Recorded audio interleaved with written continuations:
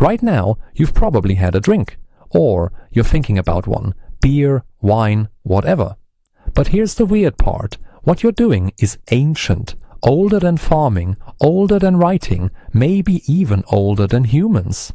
Millions of years ago, in African forests, fruit would fall from trees and sit too long on the ground. Sugar inside started breaking down, wild yeast moved in, fermentation kicked off, and tiny amounts of alcohol showed up naturally. Small primates ate that fruit, felt something strange but good, and kept going back for more. Over time, alcohol stopped being random and became familiar. Long before humans figured out how to brew anything, the taste for it may have already been built into us. Then, thousands of years later, people started making it on purpose. In caves and gathering sites, humans were fermenting grain before farming even became normal.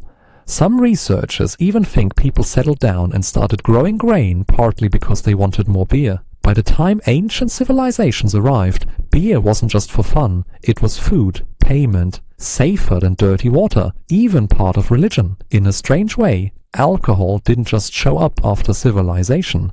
There's a chance it helped build it. Every drink today still carries a tiny piece of something unbelievably old, an impulse that may have started with a curious little primate picking up overripe fruit on a forest floor millions of years ago.